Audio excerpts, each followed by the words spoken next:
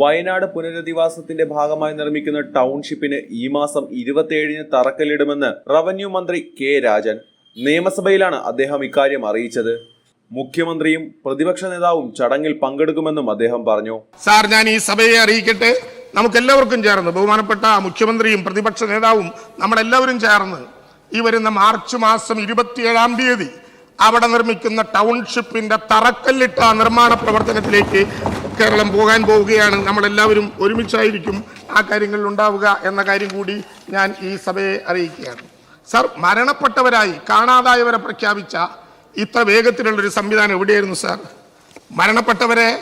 മരണപ്പെട്ടവരായി 32 പേരെ കൂടി പ്രഖ്യാപിച്ച് ആ നടപടിക്രമങ്ങൾക്ക് വളരെ വേഗതയിൽ നഷ്ടപരിഹാരം കൊടുത്ത് ആ പ്രവർത്തനങ്ങളുമായി മുന്നോട്ട് പോകാൻ കഴിഞ്ഞു. സാറിൻ്റെ സമയ നിബന്ധനയുള്ളത് കൊണ്ട് ഞാൻ അതിലേക്ക് കിടക്കുന്നില്ല. സാർ, കേരളത്തിലെ ഈ ചൂരൽമല പ്രദേശത്തുള്ള എല്ലാ ബാങ്കുകളിലുമായി അവരുടെ കടങ്ങൾ നമ്മുടെ മുമ്പിലുണ്ട്. ഞങ്ങളിപ്പോഴും പ്രതീക്ഷിക്കുന്നു, ഇന്ത്യയുടെ അവകാശമാണ് ആ കടങ്ങൾ എഴുതിത്തള്ളണം.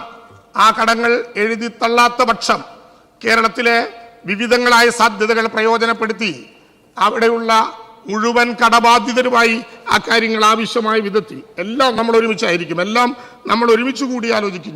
നിങ്ങളുമില്ല, നമ്മൾ ഒരുമിച്ചാണ് ഈ കാര്യത്തിൽ. നമുക്ക് പല അഭിപ്രായ വ്യത്യാസങ്ങളും രാഷ്ട്രീയമായിട്ടുണ്ടാകും, പക്ഷേ ചൂരൽമലയിൽ നമുക്ക് അഭിപ്രായ വ്യത്യാസങ്ങളില്ല. സർ, മൈക്രോ പ്ലാനിനെ കുറിച്ച് ഇവിടെ പറഞ്ഞല്ലോ. മൈക്രോ പ്ലാൻ ദുരന്തം നേരിട്ടോ അല്ലാതെയോ ബാധിച്ച 1112 കുടുംബങ്ങളുടെ പുനരധിവാസത്തിനും അടിയന്തര സഹായം ലഭ്യമാക്കുന്നതിനും ആവശ്യമായ ഹ്രസ്വകാല ദീർഘകാല ഇടപെടലുകൾ ഉൾക്കൊള്ളിച്ചുകൊണ്ടുള്ള ഒരു മൈക്രോ പ്ലാൻ. സാർ, ആരോഗ്യത്തിൽ 1290 കുടുംബങ്ങൾ, പോഷകാഹാരത്തിൽ 323, വിദ്യാഭ്യാസത്തിൽ 750, ഉപജീവനത്തിൽ 1890. ഞാൻ വായിക്കുന്നില്ല സാർ. വയനാടിനായി രാഷ്ട്രീയമില്ലാതെ ഒന്നിച്ച് മുന്നോട്ട് പോകണമെന്നും മന്ത്രി നിയമസഭയിൽ പറഞ്ഞു. ടൗൺഷിപ്പ് നിർമ്മാണം അതിവേഗത്തിൽ പൂർത്തിയാക്കും. 1712 കുടുംബങ്ങൾക്ക് പുനരധിവാസത്തിന് മൈക്രോ പ്ലാൻ തയ്യാറാക്കിയിട്ടുണ്ട്. തുടർ ചികിത്സയോ അടിയന്തര ചികിത്സയോ വേണ്ടിവരുന്ന ദുരന്തബാധിതരുടെ ചെലവ് കേരള സർക്കാർ വഹിക്കുമെന്നും മന്ത്രി പറഞ്ഞു. ദുരന്ത സ്ഥലത്ത് കൊടുക്കാത്ത ബ്രെഡ് പൂത്തെന്ന കഥ വരെ പുറത്തു വന്നിരുന്നു. കൊടുക്കാത്ത ബ്രെഡ് എങ്ങനെയാണ് പൂക്കുന്നതെന്നും രാജൻ ചോദിച്ചു. ആ ദുരന്ത നിവാരണ സ്ഥലത്ത് എല്ലാവർക്കും ഭക്ഷണം കൊടുത്ത് മുന്നേറിയപ്പോ അതുവരെ ഭക്ഷണ വിതരണ സംഘം കൊടുക്കാത്ത ബ്രെഡ് പൂത്ത കഥ അവിടെ ഉണ്ടായി സാർ. കൊടുക്കാത്ത ബ്രെഡ് എങ്ങനെയാണ് പൂക്കുക സാർ? അതുവരെ ദുരന്ത നിവാരണ സ്ഥലത്ത് ഒരിടത്തും കൊടുക്കാത്ത ബ്രെഡ് പൂത്ത കഥ നമ്മുടെ നാട്ടിലുണ്ടായി. എവിടെയാ ബ്രെഡ് പൂക്കുക? കൊടുക്കാത്ത ബ്രെഡ്. അതേസമയം വയനാട് വിഷയത്തിൽ കേന്ദ്ര സർക്കാരിനെതിരെ രൂക്ഷ വിമർശനവുമായി പ്രതിപക്ഷ നേതാവ് VD സതീശൻ രംഗത്തെത്തി. വയനാടിനോട് കേന്ദ്രം കാട്ടിയത് ക്രൂരമായ അവഗണനയാണെന്നും പ്രതിപക്ഷ നേതാവ് ആരോപിച്ചു. മുണ്ടകൈ ചൂരൽമല ദുരന്തം ഉണ്ടായ അന്നു മുതൽ ഇന്നുവരെ സർക്കാർ നടത്തുന്ന എല്ലാ പുനരധിവാസ പ്രവർത്തനങ്ങൾക്കും ദുരിതാശ്വാസ പ്രവർത്തനങ്ങൾക്കും പൂർണ്ണമായ പിന്തുണയാണ് പ്രതിപക്ഷം പ്രഖ്യാപിച്ചിട്ടുള്ളത്. ഇന്നുവരെ ഒരു മൈക്രോസ്കോപ്പിക് ആയിട്ടുള്ള ലെൻസ് വച്ച് ഏതെങ്കിലും തെറ്റുകുറ്റങ്ങൾ ചെറുതായി സർക്കാരിൻ്റെ ഭാഗത്തുനിന്ന് ഉദ്യോഗസ്ഥരുടെ ഭാഗത്തുനിന്ന് ഉണ്ടായോ എന്ന് പരിശോധിച്ച് അതിനെ ഊതി വീർപ്പിച്ച് വലിയ വിഷയമാക്കി ഞങ്ങൾ ഒരിക്കലും ഈ കാലഘട്ടത്തിൽ 8-ാം മാസത്തിലേക്ക് കടക്കുകയാണെന്നുള്ള യാഥാർത്ഥ്യം നമ്മളറിയണം. ജൂലൈ 30-ാം തീയതി നടന്ന ദുരന്തം കഴിഞ്ഞിട്ട് 8-ാമത്തെ മാസത്തിലേക്ക് നമ്മൾ കടക്കുകയാണ്. ഒരു കാര്യം ബഹുമാനപ്പെട്ട അവതാരകൻ ശ്രീ സിദ്ദിഖ് MLA-യും ബഹുമാനപ്പെട്ട റവന്യൂ വകുപ്പ് മന്ത്രിയും പറഞ്ഞതിനോട് ഞങ്ങൾ പൂർണ്ണമായി യോജിക്കുന്നു. കേന്ദ്ര ഗവൺമെൻറ് പൂർണ്ണമായ ക്രൂരമായ അവഗണനയാണ് കേരളത്തോട് ഈ കാര്യത്തിൽ കാണിച്ചിരിക്കുന്നത്. നമ്മൾ ഈ വിഷയം നിരന്തരമായി വയനാട്ടിലെ മരിച്ചവരുടെ റെഫറൻസ് നടത്തിയ ഘട്ടത്തിൽ പോലും വളരെ ശക്തമായ നിലപാടാണ് കേരളത്തിലെ പ്രതിപക്ഷം എടുത്തിരിക്കുന്നത്. തെറ്റായ നടപടിയാണ്.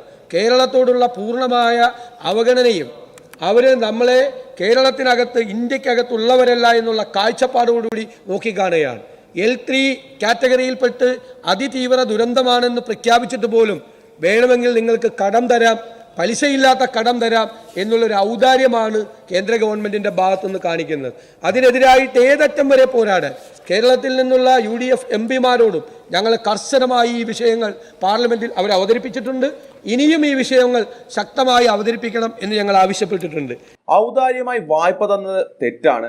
ഇതിനെതിരെ ഏതറ്റം വരെയും പോരാടുമെന്നും സതീശൻ നിയമസഭയിൽ പറഞ്ഞു. സംസ്ഥാന സർക്കാരിനെതിരെയും VD സതീശൻ വിമർശനം ഉന്നയിച്ചു. ദുരന്തബാധിതർക്ക് ജീവനോപാധികളും പൊതുകൃഷി സ്ഥലവും ഒരുക്കാനായി സംസ്ഥാന സർക്കാർ എന്ത് ചെയ്തുവെന്നും പ്രതിപക്ഷ നേതാവ് ചോദിച്ചു. ദുരന്തബാധിതർക്കുള്ള പ്രതിദിന അലവൻസ് 300 രൂപ 3 മാസം കഴിഞ്ഞ് നിർത്തിയെന്നും പ്രതിപക്ഷ നേതാവ് ആരോപിച്ചു. ചില ഏജൻസികൾ വന്ന് ചിലർക്ക് സഹായം നൽകിയെന്നല്ലാതെ കുട്ടികളുടെ വിദ്യാഭ്യാസത്തിനും, കാരണം എന്ന് വെച്ചാൽ എല്ലാം നഷ്ടപ്പെട്ടു. നേരത്തെ പറഞ്ഞതുപോലെ ഭൂമി നഷ്ടപ്പെട്ടു, വീട് നഷ്ടപ്പെട്ടു, കൃഷി നഷ്ടപ്പെട്ടു, ജീവനോപാധികൾ നഷ്ടപ്പെട്ടു. എങ്ങനെ കുട്ടികളെ പഠിപ്പിക്കും? എങ്ങനെയാണ്? പ്രൊഫഷണൽ കോളേജുകളിൽ പഠിക്കുന്ന കുട്ടികൾ വരെയുണ്ട്. അവരുടെ ഫീസ് എങ്ങനെ കൊടുക്കും? അവരുടെ ഹോസ്റ്റൽ ഫീസ് എങ്ങനെ കൊടുക്കും? അവരുടെ വിദ്യാഭ്യാസ ചെലവ് എങ്ങനെ കൊടുക്കും? എന്ത് നടപടിയാണ് സാർ സർക്കാർ ആ കാര്യത്തിൽ ചെയ്തിട്ടുള്ളത്?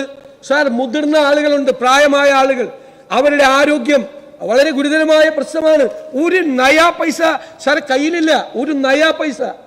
അവർക്ക് മരുന്ന് മേടിക്കാനുള്ള പൈസ ഈ മുതിർന്ന ആളുകൾക്ക്, ഡയബറ്റിക് പേഷ്യന്റിന് പോലും മരുന്ന് മേടിക്കാൻ ഞങ്ങളോട് നേരിട്ട് പറഞ്ഞതാണ്. നമ്മളോടൊക്കെ പറയുന്ന കാര്യം ഞങ്ങൾ ആരെയെങ്കിലും വിളിച്ചു പറഞ്ഞ് ഏർപ്പാട് ചെയ്ത് കൊടുക്കും. അത് മതിയോ? മുതിർന്ന ആളുകളുടെ ആരോഗ്യം, ഈ വാടക വീടുകളിൽ താമസിക്കുന്നവരുടെ ആരോഗ്യം ആരും നോക്കും സാർ? എല്ലാ ദിവസവും 300 രൂപ കൊടുത്തിരുന്നു, ശരിയാണ്. 3 മാസം കഴിഞ്ഞപ്പോൾ അത് നിർത്തി. ഇപ്പൊ കൊടുക്കുമെന്ന് അങ്ങ് പറയുന്നുണ്ട് 9 മാസത്തേക്ക്. പക്ഷെ കൊടുക്കുന്നില്ല സാർ, അവർക്ക് കിട്ടുന്നില്ല പണം. അതുകൊണ്ടല്ലേ MLA തന്നെ വന്ന് ഈ ഹൗസിൽ വന്ന് പരാതി പറയുന്നത്. സാറേ,